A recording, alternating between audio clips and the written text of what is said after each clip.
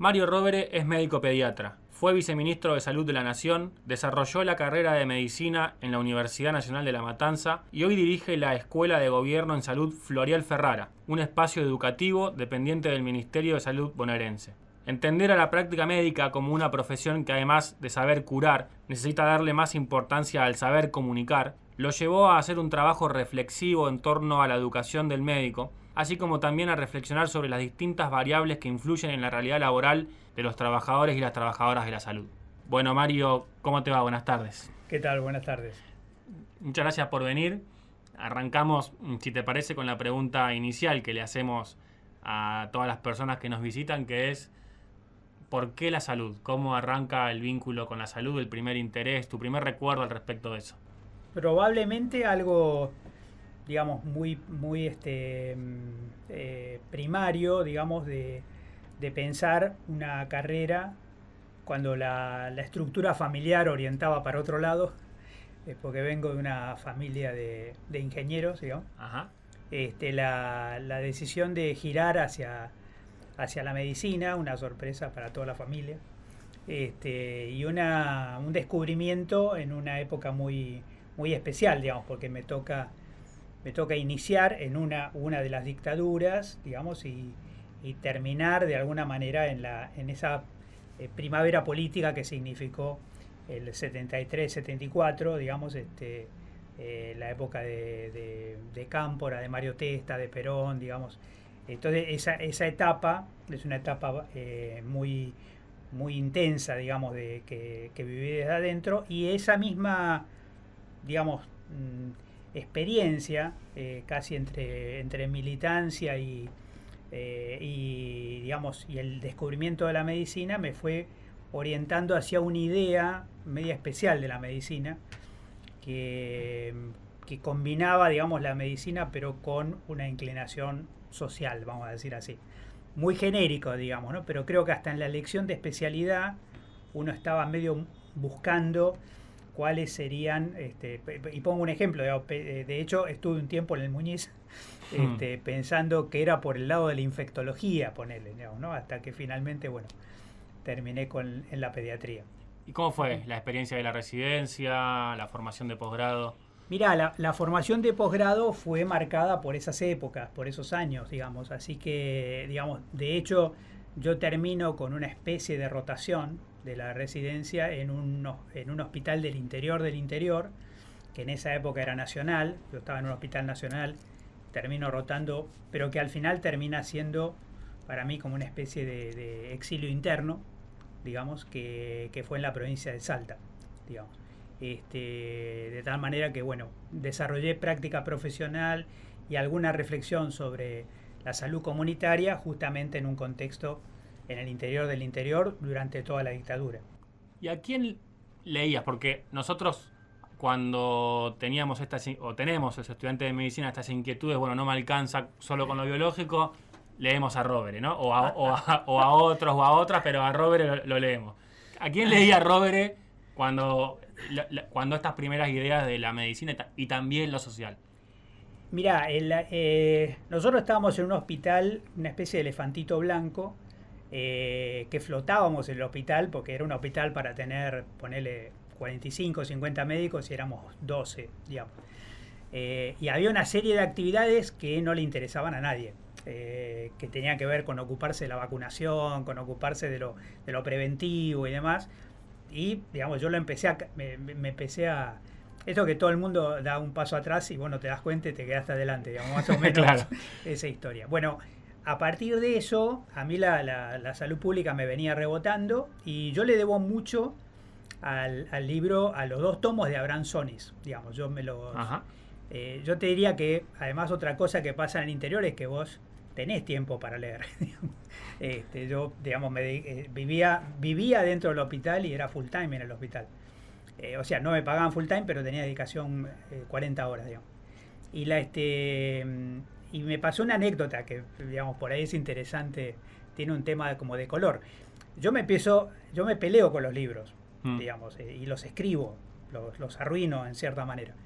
Y por estas cosas de la vida, casi sobre el final de mi estadía en Salta, me cae Abraham Sonis a mi casa, digamos, ¿no? Claro. una, una situación muy extraña, porque digamos, yo tenía el libro, yo te diría absolutamente arruinado, digamos, pero no tenía más remedio que pedirle que me lo dedicara, digamos, con lo cual le tuve que pedir disculpas, digamos, pero yo ponía cosas como decían, no viejito, acá fallaste, digamos, cosas de ese tipo en esa discusión. Así que podríamos decir que antes de formarme en salud pública ya había sido un poco autodidacta, porque esos dos tomos son verdaderamente una obra muy anticipatoria y además creo para mí en esa época el libro más respetable conocido en el exterior de la salud pública argentina, pero con proyección internacional. ¿Tenías referentes vivos? O sea, o quién te arrimaba a esos libros? ¿Cómo llegabas hasta ahí? No, yo llegué, digamos, por mi cuenta, yo, digamos, viví la Facultad de Medicina de Mario Testa, digamos, cuando Mario Testa fue decano, digamos, definiciones increíbles en ese momento. ¿Ya tenías un vínculo con él ahí o eso No, fue después? No. Yo no era, digamos, lo veía como, qué sé yo, digamos, no, viste, un pibe que estudia medicina, de un decano, digamos, además en ese momento con barba, con toda una cosa, no tenía, y además yo no tenía militancia estudiantil, sino militancia barrial. Ajá. En ese momento había una cosa ideológica como que era más importante la militancia barrial que la estudiantil, digamos. Así que había un poco de eso. Yo todavía no tenía ubicado que había dos corrientes adentro de la salud pública, por ejemplo. Entonces me parecía que en ese momento era un tema de formación sólida técnica y esos dos tomos tienen muchísimos autores, porque en realidad es muy polifónico esos libros, porque Sonis había estado en el extranjero, había estado trabajando internacionalmente y por eso tenía autores, digamos, mexicanos, autores uruguayos, prácticamente fue un libro de lo mejor del estado del arte, digamos. ¿Y luego de eso? Bueno, después de la dictadura yo vuelvo a Argentina. Mira vos, digamos, buenísimo el fallido. El fallido. Sí, sí. Pero en realidad lo decía porque, digamos, me quedo en la Escuela de Salud Pública y tengo la oportunidad de ir un año a una residencia de salud internacional en Washington. Y ahí es donde surge un poco lo que vos comentabas en el inicio, que es que yo descubro en Washington algo se suponía que yo pensaba en realidad que la OPS era como una gran escuela de salud pública, sí. Y ahí descubro que en realidad más bien era un gran ministerio, digamos. Pero queda muy claro que en la formación de salud pública en la Argentina había un hueco enorme que era como especializarse en el mundo de recursos humanos, o sea, lo que ahora llamaríamos fuerza laboral en salud.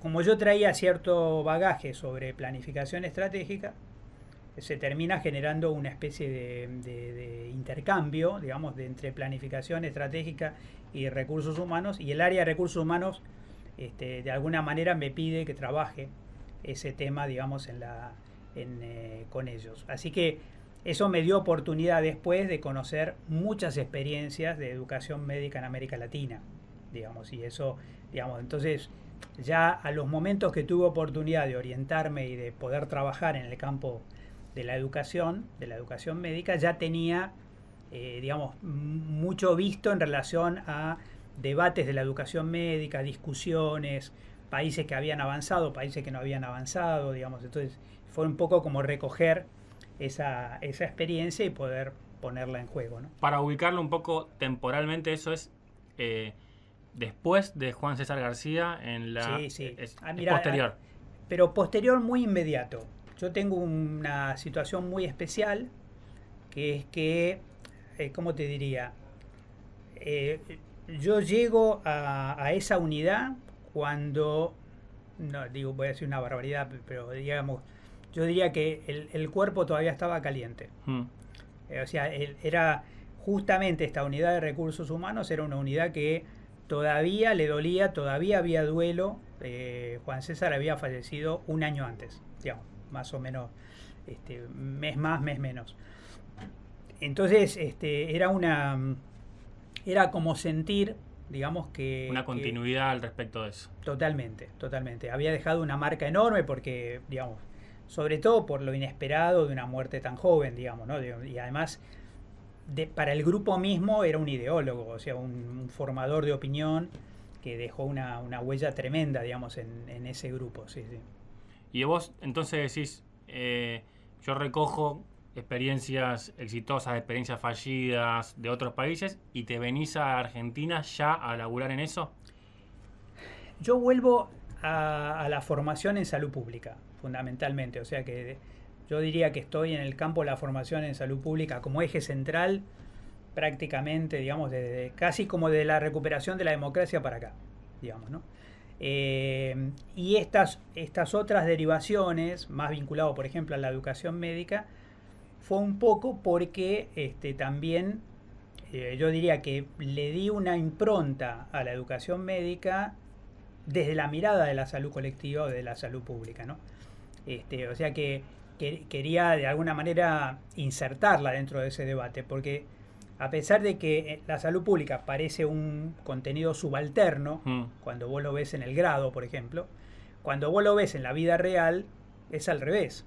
Lo que es subalterno es la medicina, digamos. Exacto. Y ese es el dispositivo que de alguna manera las nuevas currículas ponen un poco en circulación, digamos, ¿no? Antes de meternos ya más con lo de educación médica, pretendemos que esto lo escuchen estudiantes. ¿Vos podrías presentar de forma muy general estas ideas que decís al respecto de, bueno, hay dos grandes corrientes en salud pública, o yo me daba cuenta que hay dos grandes corrientes? ¿Cómo podrías presentarlas, aunque sea generalmente para...?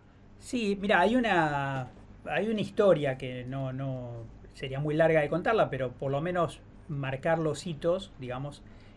Yo más o menos lo ubico así, digamos. En un momento dado, la medicina norteamericana se nutre fundamentalmente, digamos, de migrantes europeos, también médicos.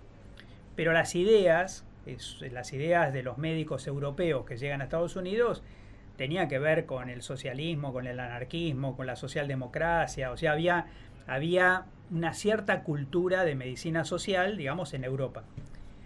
Y a partir de más o menos de la década del 20, empieza todo un operativo que yo llamaría en cierta manera como de pasteurización de la medicina, una metáfora que ellos mismos usan de poner a la medicina en el frasco, digamos, enfrascarla, aislarla de las raíces sociales, y surge, digamos, la medicina positivista, que no es la evolución natural de nada, es una intervención política, económica, digamos, con guita de la Fundación Rockefeller y un pedagogo líder de ese movimiento que se llamaba Fleckner, ¿no?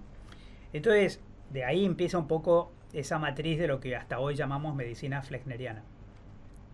Y la medicina flechneriana fue, digamos, se terminó instalando en el mundo en buena medida con la guita de la Rockefeller. Cuando nosotros pensamos, digamos, por ejemplo, la orgullosa Universidad de Buenos Aires en educación médica, se pensaba, por ejemplo, resisto la medicina flechneriana porque miro a Europa, ¿no?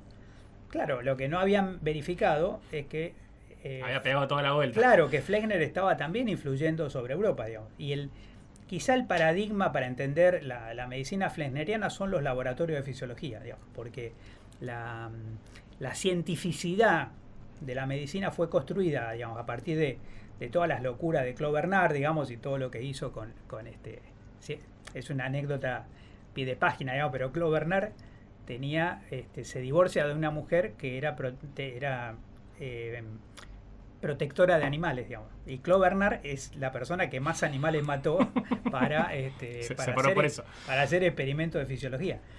Entonces, esa fisiología, de alguna manera, trató de darle a la idea de que la medicina ya no era ciencia y arte, sino que era una ciencia, digamos, y hasta el día de hoy pagamos el precio de eso, digamos, del desequilibrio entre estas dos cosas. La medicina flechneriana llegó a un momento dado que, lo que diría García Linera, digamos, colonizó el sentido común. incluso de los graduados. Entonces nosotros yo digamos, trabajo un tiempo con este área de la OPS en varios países de América Latina, y al regresar más o menos 95, a la mitad del gobierno de Menem, empiezo a trabajar colaborando con reformas acá, con Bahía Blanca, con Rosario, digamos, las universidades que se animaban, con Tucumán, que se animaban a desalinearse un poquito de Fleckner. Poquito, no está nada del otro mundo, pero quizá Bahía Blanca mucho, digamos, porque nacía de cero. Cuando empezamos a trabajar con ese experimento, ese laboratorio que era Bahía Blanca, nos damos cuenta que no había posibilidad de una facultad totalmente nueva. Trabajando con formación de formadores, los propios médicos, que no eran profesores, pero querían ser profesores, ya tenían internalizado el modelo fleckneriano. Entonces, esa idea de que uno enseña como aprendió, digamos, es tan pregnante que desalojar la medicina fleckneriana del sentido común se vuelve una tarea contracultural, digamos. No es solamente un problema de reforma de currículas, digamos. Es una tarea muy, muy compleja. Yo sigo valorando, y estuve hace muy poquito en la Universidad Nacional de Rosario, porque es la que más claramente viene trabajando la deconstrucción desde una currícula tradicional hacia las otras. La diferencia con las innovadas, que nacen innovadas, como fue, digamos, Bahía Blanca, La Matanza, Unicen, Universidad de Mar del Plata, Chaco Austral, digamos, la UNER, la Universidad Nacional del Litoral. O sea, hoy hay más currículas innovadas en el mundo de la educación pública. Que currículas tradicionales. Pero cuando uno ve el peso de la UBA, digamos, vos decís, sí, bueno, pero la fábrica principal de médicos de la Argentina sigue siendo la UBA. Digamos, nuestro principal proveedor de residentes, pongámosle. Y ahí es donde vos ves un poco la dificultad de poder cambiar el núcleo duro de esa lógica. Ahora vos preguntabas un poco y cómo se hace la palanca o la ruptura, ¿no? Yo creo que tenemos una deuda grande con dos innovaciones. Una que la decimos abiertamente y la otra más, digamos, vergonzosamente en América Latina. La que decimos abiertamente es McMaster en Canadá. O sea, los tipos le dan una vuelta de campana inspirado en el modelo de la reforma del París-Mayo, con lo cual te estoy diciendo, lo moderno es viejo todavía, ya, ¿no? Pero, digamos, fíjate la tensión que hay y lo difícil que es cambiar, que ponemos como innovación algo que es de los 70s, digamos. Pero ¿qué pone? Pone educación centrada en el estudiante, aprendizaje basado en problemas, experiencias comunitarias tempranas, practicum reflexivo, y en el caso de ya nuestras adaptaciones o adecuaciones, quizá lo que vivimos como más fuerte es que las asignaturas que parecerían que naturalmente a partir de tercer año te llevan hacia las especialidades médicas, nosotros organizamos las materias por el objeto de trabajo y no por el nombre de la especialidad. Entonces, no es lo mismo, digamos, no sé, toco ginecología que salud integral de la mujer. Digamos, no es lo mismo salud de niños, niñas y adolescentes que pediatría.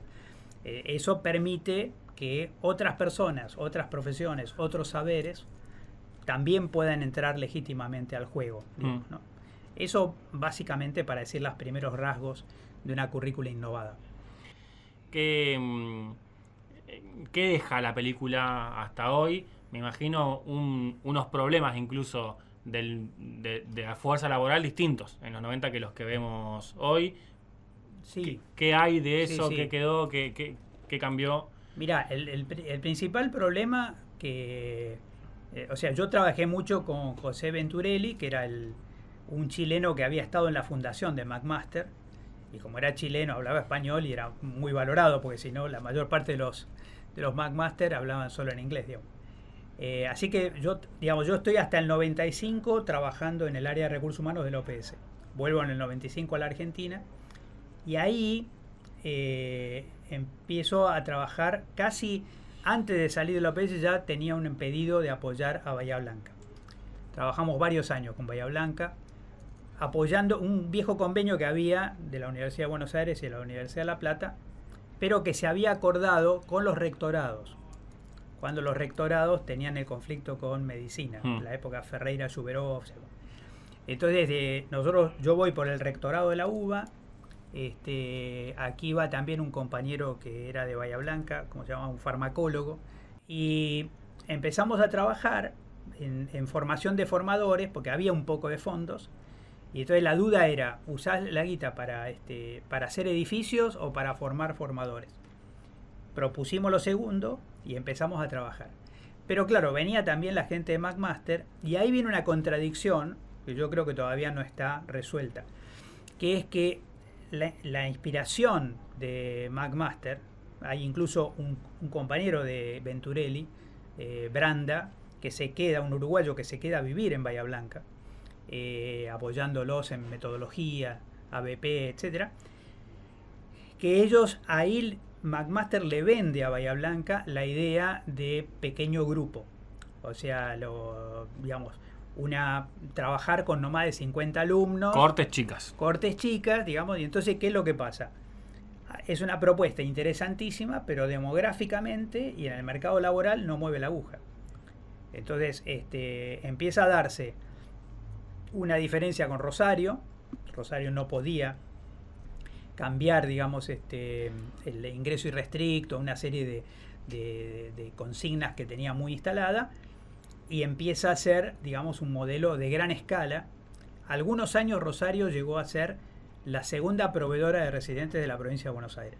Digamos, hoy, por distintos mecanismos, tienen la válvula un poco cerrada en la cantidad de graduados.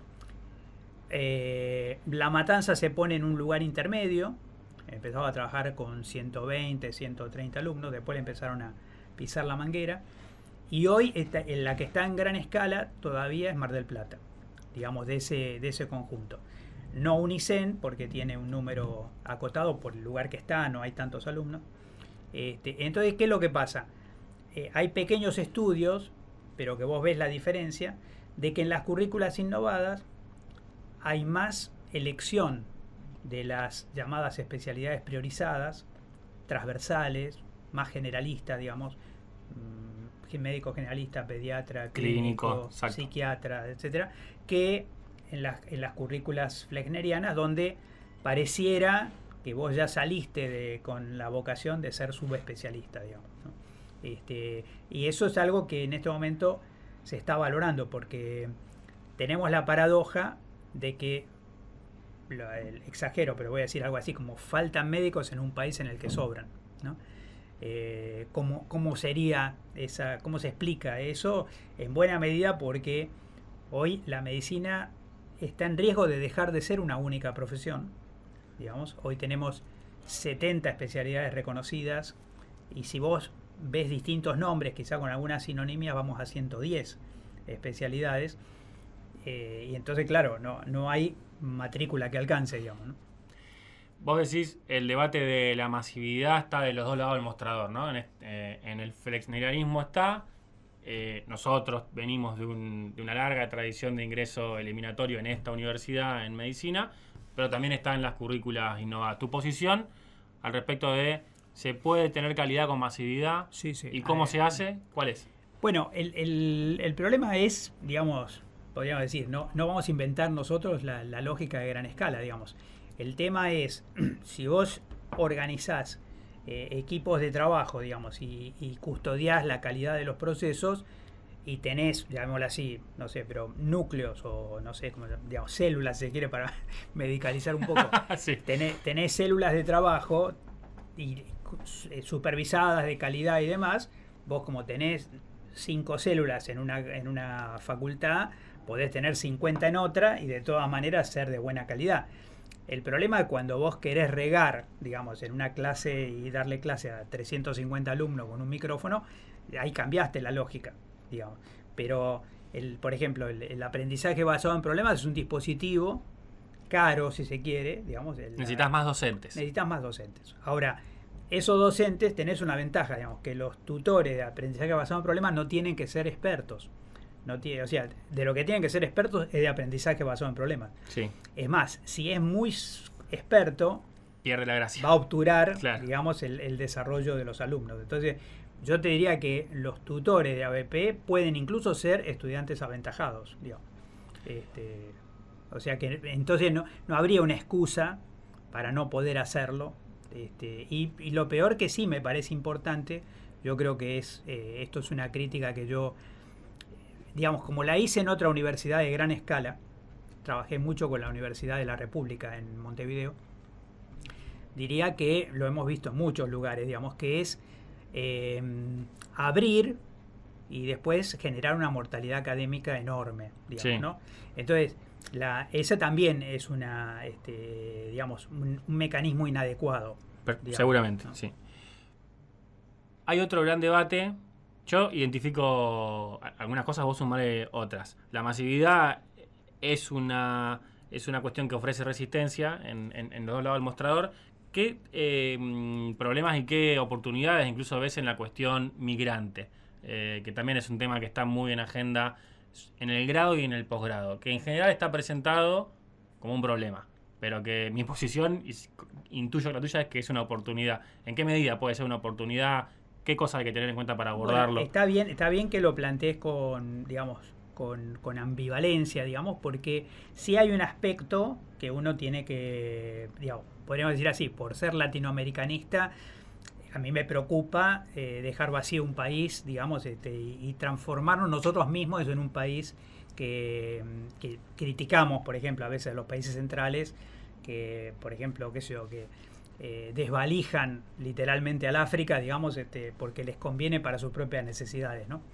Así que la Argentina yo creo que está aprovechando una fuerza laboral extranjera en un sentido que, digamos, para una universidad pública, gratuita y demás, verdaderamente es muy extraño que por un lado, digamos, tengamos un dispositivo oculto de mortalidad académica, digamos, generada dentro de las universidades y después tengamos, digamos, alumnos graduados extranjeros, ¿no? Ahora, ya transformado esto en un tema de números, yo creo que tenemos una dinámica muy particular con Brasil respecto al tema del grado, digamos, porque evidentemente en Brasil la universidad es muy restrictiva, mucho más restrictiva que la nuestra, pero a los estudiantes brasileños no les interesa a grandes rasgos quedarse acá, digamos. Entonces, se gradúan y pegan la vuelta. Exacto. Entonces, y al revés de eso, tenemos una presencia sistemática de bolivianos, de médicos, médicas de otros países de América Latina, y ahora muy fuerte de ecuatorianos, por ejemplo, este último año.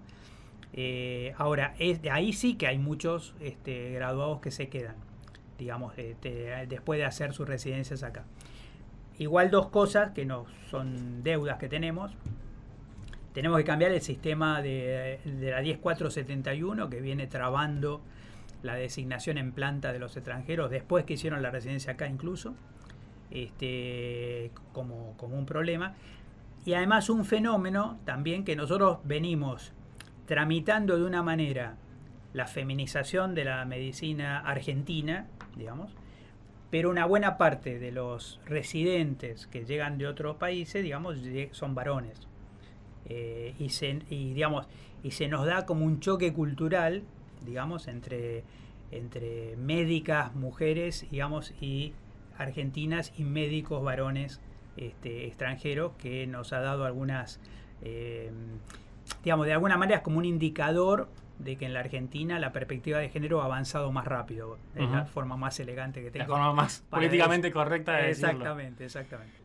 La cuestión de la migración interna y en el país, y en qué medida la creación de facultades en el mal llamado interior puede ser una forma de resolverlo. ¿Qué has visto vos en estos últimos años al respecto de si sirve o no sirve y qué queda por hacer? Migración interna me refiero a personas que se van de su pueblo, como yo y otros tantos, y ya no vuelven y se quedan en los grandes centros urbanos. Tal cual.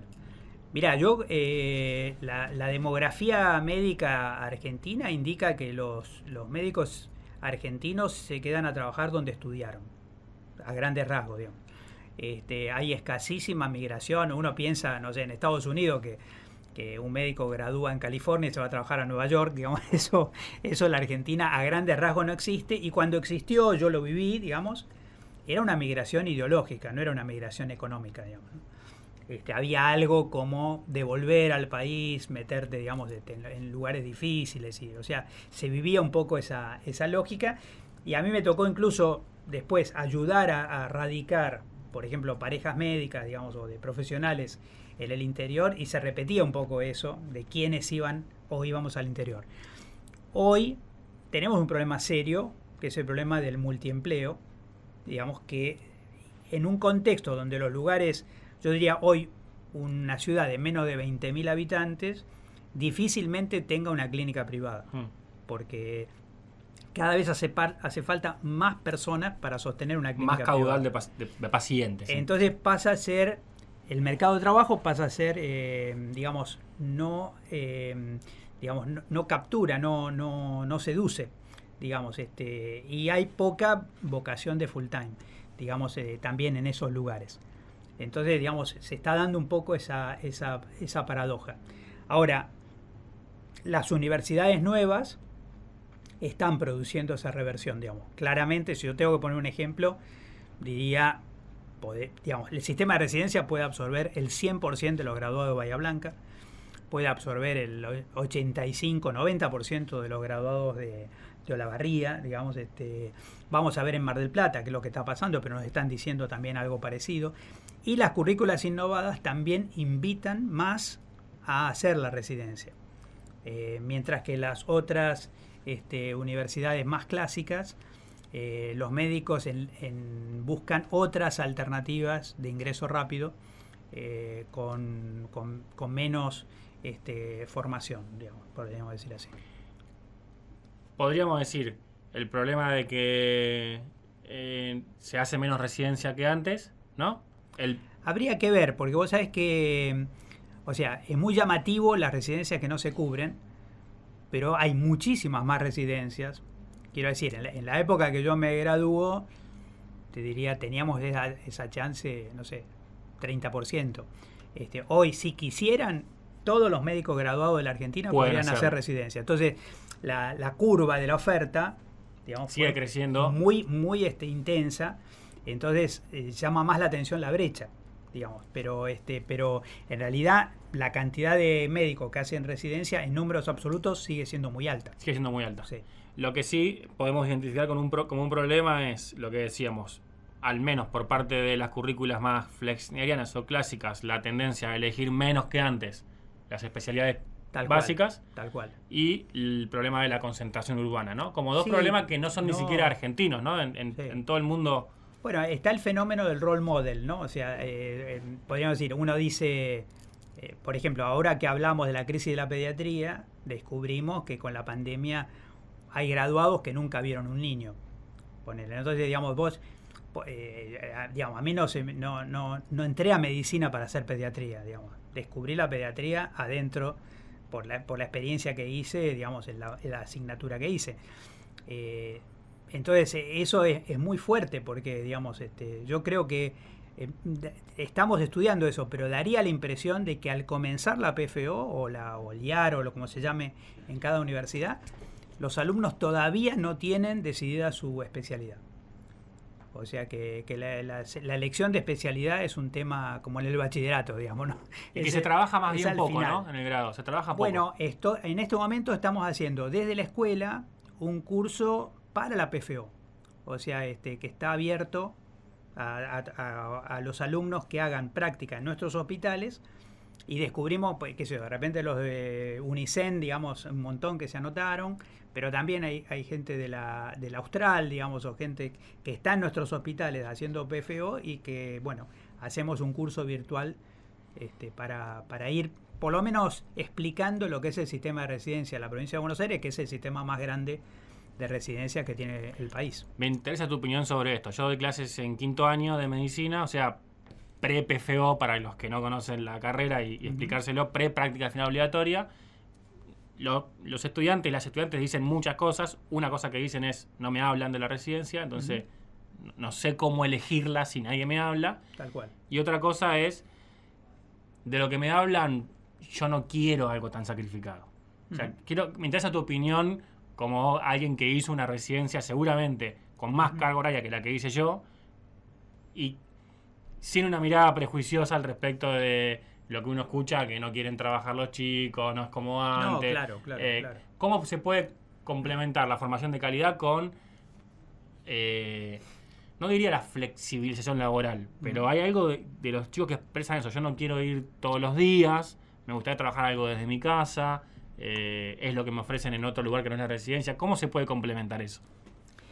Mira, a mí me parece, lo primero que comparto con muchas generaciones jóvenes es, ojo con la medicina, porque, digamos, si vos no te pones en un tren de educación permanente o de educación continua, llega un momento dado que se vuelve una profesión alienante. O sea que de alguna manera hay algo que te invita a moverte que tiene un poco que ver con carrera y tiene que ver un poco con institución. Por supuesto, nosotros tenemos la imagen del viejo médico rural, pero ya no mueve la expectativa. Pero sí, en cambio, te diría claramente que hoy el sistema de residencia nosotros mismos lo estamos aliviando, porque, digamos, por ejemplo, el nuevo reglamento tiene guardias de 12 horas. Digamos, entendemos además que digamos, lo que Jaime Breil llama un poco la triple carga, digamos, entendemos que en última instancia, cuando una médica dice yo no quiero trabajar tanto, no es tanto porque no va a trabajar tanto, sino porque no quiere trabajar tanto de médica, porque además trabaja de mamá, trabaja digamos, y que es la triple carga del trabajo de la mujer, ¿no? Entonces, en ese sentido, nosotros estamos trabajando progresivamente para que la residencia sea atractiva y sensible, digamos, podríamos decir, que la medicina se aumente demográficamente. Se feminice es un nombre no tan adecuado. Sí. Pero digamos, que predominantemente sean mujeres las que entran al mercado de trabajo, no es un problema, excepto que el mercado de trabajo está preparado para hombres. Digamos, ese es un problema, digamos. Entonces, lo que hay que cambiar es de alguna manera ese mercado de trabajo, ¿no? Ahora, la residencia ha ido haciendo muchos gestos, digamos, para acompañar eso. A nadie se le ocurriría hoy decir, una entrevista, si pensás embarazarte, digamos, que era una cosa clásica de las entrevistas de la residencia. Hoy hay posibilidad de licencia por embarazo y complementación de la residencia en un tiempo posterior, guardias de 12 horas, o sea, hay una serie de elementos, digamos, que se acercan un poco a esa idea y nada tiene que ver con que creamos que estamos frente a una generación que quiere trabajar menos. Me parece que es otra cosa. Le pondría más atención a la feminización que a querer trabajar menos por esto de la triple carga. Yo escucho ante la, entre comillas, crisis del mundo laboral, ¿no? Posiciones que oscilan demasiado, a mi juicio, en opiniones demasiado intransigentes, a ver si lo puedo decir bien, entre quienes plantean que es un problema que se resuelve con plata o no se resuelve, y quienes plantean que es una discusión de modelo y cultural en donde lo económico pasa a un tercero o cuarto plano. ¿En qué medida para vos la dimensión salarial o económica encaja con todos estos planteos y qué lugar habría que darle? Mira, yo te lo... Es totalmente inadecuado lo que voy a decir, pero te diría que cómo he vivido yo momentos buenos y malos en lo económico, ¿no? No lo he planteado en términos de enriquecimiento, de lo que sea, digamos, pero hay un nivel de ingreso donde vos no estás preocupado por la guita y cómo llegar a fin de mes, y otro nivel de ingreso que ese es un gran problema. Estás mirando todo el tiempo. Exacto. Entonces, a mí me parece que hay una cosa que digamos, yo lo he visto incluso en el ministro plantear, empieza las reuniones con eso, digamos, ¿no? O sea, decir, bueno, vamos hasta el extremo que podemos, hemos cerrado paritarias con la CECOP por 4 años, digamos, o sea que se labura mucho para mejorar el nivel de ingreso de los profesionales de salud, del equipo de salud en general. Ahora, es cierto que, digamos, ¿qué te diría? Digamos, uno busca una fuerza laboral cuya motivación fundamental para laburar en el sector público no sea el nivel de ingreso, ¿no? Esto no es contradictorio con lo anterior, Perfectamente, ¿no? claro. Sino que tiene como una... digamos, vos tenés que tener la camiseta del sector público puesto, si estás ahí, digamos, y si te molesta mucho estar ahí, hay otras oportunidades, digamos, podés moverte en el mercado de trabajo con flexibilidad, pero y también hay un tema que es probable que por esta lógica de la triple carga, muchas compañeras, muchas colegas, digamos, tengan cierta tendencia a tener un solo cargo, digamos, y no a tener 5 o 6 cargos. Es más masculino. Y más nos está pasando ahora que cierta masculinización de la enfermería impulsa también al multiempleo en la enfermería. O sea, y a mí me parece que el multiempleo llega un momento dado que no haces nada bien, digamos, o sea, te lleva puesto. Te erosiona, digamos, ¿no? Sí. Mario, para ir cerrando ya, otra vez gracias por tu presencia acá. Es un tema que contempla muchas aristas, ¿no? Y de muchos actores, pero en lo concerniente, volviendo a la universidad, no digo la Universidad de La Plata, sino como en términos genéricos la universidad. ¿Cuál es el paso siguiente? ¿A dónde tendría que mirar la universidad pública? En el momento en donde se la está poniendo en tela de juicio, lógicamente, ¿cómo salir por arriba del laberinto al respecto de este tema de la formación en salud? ¿Cuál dirías vos que es el paso para dar o los pasos para dar más importantes o las tareas de la etapa? A mí me parece que hoy, de alguna manera, una alianza público-público es importante porque permite una articulación del mercado de trabajo. Nosotros en este momento estamos casi como en el camino inverso. Estamos llamando a la universidad para que nos ayude a fortalecer el sistema de residencias. Y queremos que un residente salga al mismo tiempo con un título universitario de especialista. Y no creemos que esto sea una donación de la universidad, digamos, sino que creemos que esto a su vez, al acercarse al mercado de trabajo, también la universidad mejora, digamos. Entonces, quizá el posgrado se termine transformando en un mecanismo, llamémoslo así, ganador-ganador, digamos, porque una cosa va a ir influyendo sobre la otra. Fíjate que hay cosas que la gente mira como de costadito, ¿no? Como diciendo, bueno, es inadecuado que... ¿Por qué no tenemos más profesores full time, digamos? Y yo ahí voy a decir una cosa paradojal. Por supuesto, me parece que hay que tener profesores full time, ¿no? Pero quiero decir que en muchos casos los profesores se mantienen muy actualizados porque no son full time. Digamos, entonces, digamos, si vos te tenés que sostener, por ejemplo, como un profesional de punta en una especialidad, te tenés que actualizar salvajemente, pesadamente, digamos. Entonces, hay como una ventaja en múltiples articulaciones que se dan entre el mundo del trabajo y el mundo de la educación, que hacen que lo microcurricular, afortunadamente, en las currículas de medicina va mucho más rápido que lo macrocurricular. O sea, mientras no podemos discutir la currícula en los planes de estudio, digamos, todo el tiempo estamos cambiando lo microcurricular, porque los profesores están trabajando de eso, digamos. Bueno, muchas gracias por venir otra vez y siempre un gusto conversar con vos y bueno, esperemos desde la universidad y de todos los sectores estar a la altura. No, solamente un comentario quizás situacional, digamos así, pero no quería dejarlo pasar, porque va a conmover de alguna manera a la sociedad argentina, digamos, que es la idea de la degradación del Ministerio de Salud de la Nación, ¿no? Ya lo hemos vivido, digamos, ya lo hemos denunciado en su momento, ya ahora mismo lo volvemos a denunciar, porque es una señal equívoca para los estudiantes, para la gente que de alguna manera, digamos, estamos fortaleciendo la idea de lo público y empezamos a escuchar un discurso como de desarmar. Creo que es particularmente inadecuado considerando, digamos, lo que ha sido la pandemia. Primero es una falta de respeto con los colegas profesionales, trabajadores de salud que fallecieron en la pandemia, poco reconocidos en general. No hemos dedicado suficiente energía a poner incluso sus nombres, digamos. Y por otro lado, algo que es una ceguera posicional, digamos así, en la suposición de que va a faltar 100 años para la próxima pandemia.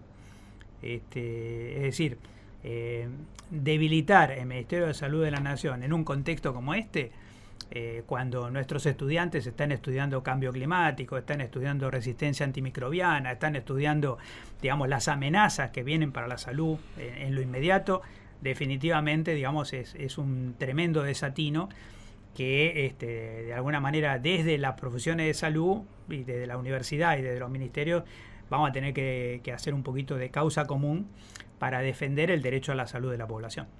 Ahí vamos a estar, espalda con espalda. Eso. Muchas gracias por venir, Mario. Al contrario, por favor.